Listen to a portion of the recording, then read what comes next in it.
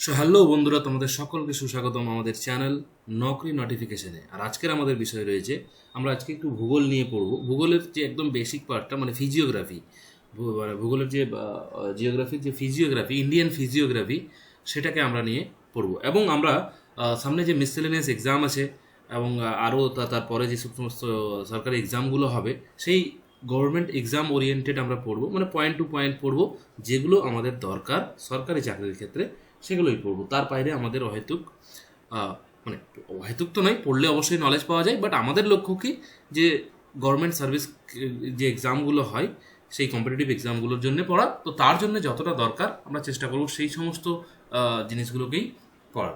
তো সবার আগে আমরা শুরু করি। দেখো, এখানে ফিজিওগ্রাফি পড়তে গেলে আমাদের কি হচ্ছে যে ভারতের যে মানে অবস্থান সেটা আমাদের দেখতে হবে। তাহলে ভারত হচ্ছে অক্ষাংশ অনুযায়ী কি কোথায় অবস্থিত? উত্তর গোলার্ধে অবস্থিত, ঠিক আছে। আর যদি দ্রাঘিমাংশ অনুযায়ী দেখি তাহলে ভারত হচ্ছে পূর্ব গোলার্ধে অবস্থিত, অক্ষাংশ অনুযায়ী উত্তর গোলার্ধে, আর হচ্ছে গিয়ে দ্রাঘিমাংশ অনুযায়ী পূর্ব গোলার্ধে। আচ্ছা, এবারে আমরা কয়েকটা যে বিন্দুগুলো, মানে আমাদের যে পশ্চিমতম বিন্দু, পূর্বতম বিন্দু, একদম ভারতের যে শেষ একদম মানে উত্তর উত্তর দক্ষিণ পূর্ব পশ্চিমে যে শেষ বিন্দুগুলো, সেই বিন্দুগুলো নিয়ে একটুখানি জেনে নিই, ঠিক আছে। ইন্দিরা কোল, তোমরা জানো এটা খুবই কমন এবং খুব ইম্পর্ট্যান্টও অবশ্যই, এবং খুব কমন ব্যাপার। এই যে জম্মু ও কাশ্মীরে যে ইন্দিরা কোল রয়েছে সেটা হচ্ছে কি আমাদের ভারতের গিয়ে হচ্ছে উত্তরতম বিন্দু, মানে সবচেয়ে northern point of India, Indira col. আচ্ছা, ভারতের এই যে দক্ষিণ আবার ঠিক এটা হলো উত্তরতম বিন্দু। এবারে আমরা দেখবো কি দক্ষিণতম বিন্দু। দক্ষিণতম বিন্দু ইন্দিরা পয়েন্ট, ঠিক আছে। কোলটা হচ্ছে গিয়ে উত্তরতম, ইন্দিরা পয়েন্ট হচ্ছে গিয়ে আমাদের দক্ষিণতম বিন্দু। এটা রয়েছে কোথায়? আন্দামান ও নিকোবর যে দ্বীপপুঞ্জের নিকোবর, গ্রেট নিকোবর দ্বীপে এটা কিন্তু অবস্থিত। আন্দামান নিকোবরের যে নিকোবর দ্বীপ রয়েছে সেটাতে এই পয়েন্টটা অবস্থিত। আচ্ছা, এই পয়েন্টের কিন্তু আরও বেশ কয়েকটা নাম আছে। প্রথমে এটাকে পিগমেলিয়ন পয়েন্ট বা পার্সন পয়েন্ট হিসেবেও জানা যেত। এখনও অনেক সময় আসে যে পিগমেলিয়ন পয়েন্ট বা পার্সন পয়েন্ট, ঠিক আছে। এই ইন্দিরা পয়েন্টেরই কিন্তু আরেক নাম। হ্যাঁ, আচ্ছা, এবার এই যে পয়েন্টটার কথা আমরা বললাম দক্ষিণতম বিন্দু, ঠিক আছে। এখানে তোমাদের একটু ম্যাপটা না দেখালেই নয়, আমি পরের স্লাইডে ম্যাপটা আছে তাই জাস্ট একটুখানি পরের স্লাইডে গেলাম। এই যে এখানে দেখো, এটা কিন্তু আমাদের হচ্ছে ভারতের মূল ভূখণ্ড, এখানে শেষ। আর আমরা যে বিন্দুটার কথা বলছি আন্দামানের নিকোবর আইল্যান্ড, এই যে এইখানে রয়েছে, ঠিক আছে। তো এটা কিন্তু আমাদের মূল ভূভাগের বা ভূখণ্ডের কিন্তু মানে শেষতম দক্ষিণতম বিন্দু নয়। এটা আমাদের যদি আমাদের সমগ্র ভারতের যে এটা ধরা হয়, আন্দামান নিকোবরকে ইউনিয়ন টেরিটরিজকেও ধরা হয়, তাহলে গিয়ে আমাদের হচ্ছে তো দক্ষিণতম বিন্দু আমাদের ইন্দিরা পয়েন্ট বা পিগমেলিয়ন পয়েন্ট বা পার্সন পয়েন্ট যেটা রয়েছে এইখানে। আচ্ছা, এবারে আমরা আগের স্লাইডটায় যাই একটু এসছে। হ্যাঁ, মূল ভূখণ্ডের যদি দক্ষিণতম বিন্দু ধরি তাহলে সেটা হচ্ছে কি কন্যাকুমারী। কোথায় রয়েছে?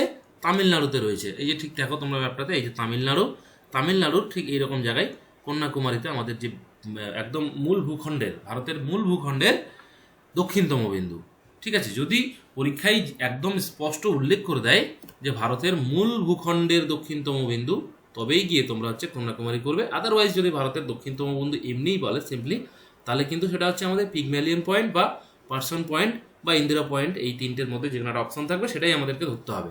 আচ্ছা, এই কোল কথাটার সঙ্গে আমরা একটা জায়গায় পড়লাম ইন্দিরা কোল। কোল কথাটার অর্থ কি? কোল হচ্ছে কিছুই না, একটা দুটি পর্বত শৃঙ্গ, হ্যাঁ, ওর মাঝখানে দুটো পর্বত শৃঙ্গ, যখন দুদিকে দুটো পর্বত শৃঙ্গ থাকে, মাঝখানে কিন্তু কি হয়, একটা ইউ প্যাটার্ন বা অর্ধ চন্দ্রাকৃতির যে একটা গিরিপথ হয়, সেটাকেই গিয়েছে আমরা কোল বলি। কোলের এটাই অর্থ, ঠিক আছে। এটা কিন্তু অনেক সময় আসে যে কোল কোল কথার অর্থ।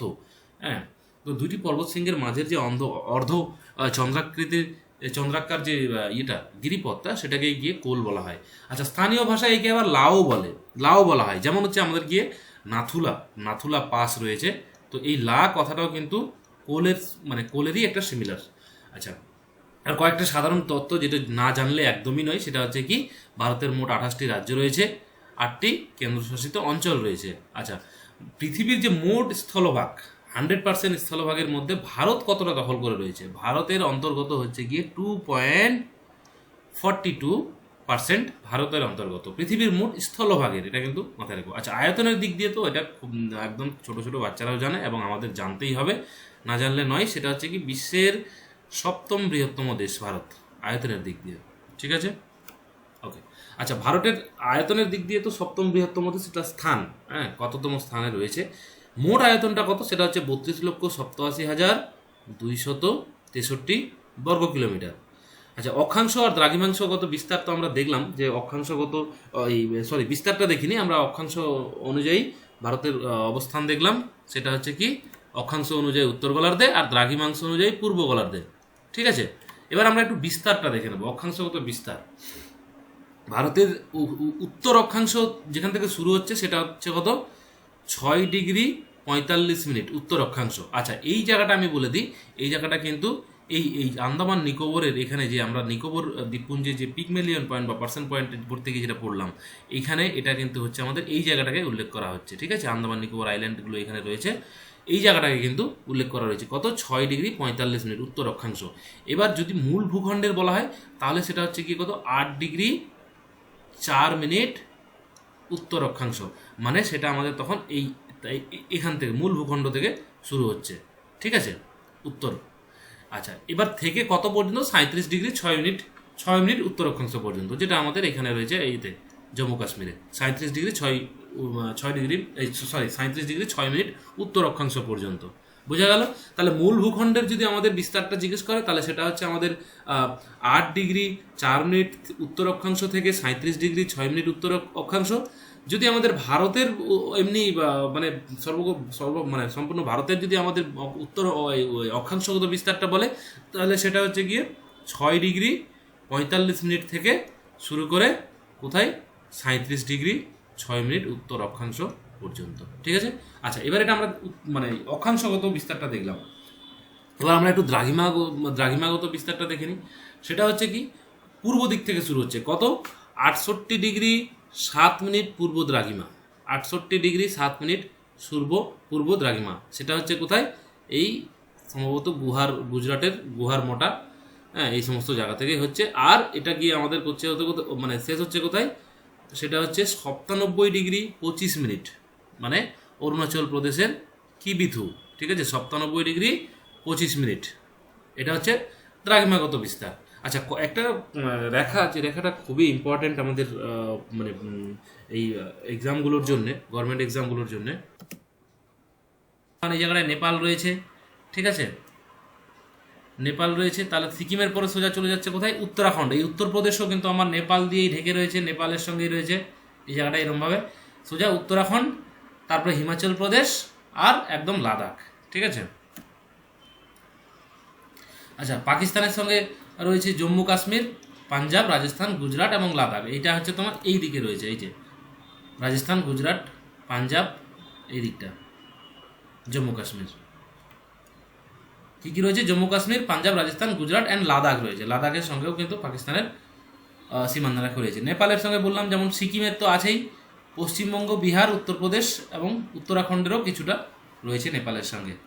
আচ্ছা, এবং মায়ানমারের রয়েছে কত, আচ্ছা, এই নেপালের সঙ্গে রয়েছে কত, 1751 কিলোমিটার, মায়ানমারের সঙ্গে রয়েছে 1643 কিলোমিটার, অরুণাচল প্রদেশ, নাগাল্যান্ড, মণিপুর ও মিজোরাম, এটা হচ্ছে মায়ানমারের সঙ্গে। ভুটানের সঙ্গে অরুণাচল প্রদেশ, সিকিম, আসাম ও পশ্চিমবঙ্গ। আসামটা অ্যাকচুয়ালি পুরোটাই হচ্ছে গিয়ে ভুটানের সঙ্গে ওই দিকটা উপরের দিকটা রয়েছে। আচ্ছা, কিছু গুরুত্বপূর্ণ তথ্য আমরা দেখিনি এতক্ষণে যা পড়লাম এই পেজে, এই লাস্ট পেজটাতে, সেটার মধ্যে এখান থেকে যেটা আসে বিশেষত পরীক্ষায়, সেটা হচ্ছে দীর্ঘতম আন্তর্জাতিক সীমান্ত রেখা বাংলাদেশের সঙ্গে কত, 4096 কিলোমিটার। ঠিক আছে, ক্ষুদ্রতম আন্তর্জাতিক সীমান্ত রেখা আফগানিস্তানের সঙ্গে রয়েছে কত, 106 কিলোমিটার। সর্বাধিক রাজ্যের সঙ্গে সীমান্ত ভাগ করে কে, মানে কোন কোন মানে সর্বাধিক রাজ্য সীমান্ত ভাগ করেছে কার সঙ্গে, বাংলাদেশের সঙ্গে, যেটা হচ্ছে 5টি রাজ্য। ভারতের সবথেকে বেশি রাজ্য যেটা হচ্ছে সীমান্ত ভাগ করেছে কোন দেশের সঙ্গে, বাংলাদেশের সঙ্গে। চীনের সঙ্গে সীমান্ত রেখাটা তো আমরা দেখলামই, অরুণাচল প্রদেশ, সিকিম, উত্তরাখণ্ড, হিমাচল প্রদেশ ও লাদাখ। এটা একটু রিভাইজ করে নেবে, অরুণাচল প্রদেশ, সিকিম, উত্তরাখণ্ড, হিমাচল প্রদেশ ও লাদাখ, অনেক সময় দিয়ে দেয় এগুলো। মায়ানমারের সঙ্গে অরুণাচল প্রদেশ, নাগাল্যান্ড, মণিপুর ও মিজোরাম। সো ঠিক আছে, আজকের মতো আমরা এখানেই শেষ করতে যাব। হ্যাঁ, পরবর্তী পার্টে আমরা দেখব কি পড়ানো যায় বা কোন বিষয়টাকে নিয়ে আলোচনা করা যায়। এবং আজকের এই পর্যন্ত যে যে জিনিসগুলো আমরা দেখলাম, এর মধ্যে যদি তোমাদের কিছু ডাউট থাকে আমাদেরকে কমেন্ট সেকশনে জানাতে পারো, অথবা যদি আমি কিছু ভুল বলে থাকি তাহলে আমাকে সেটা কারেক্ট করে দিও।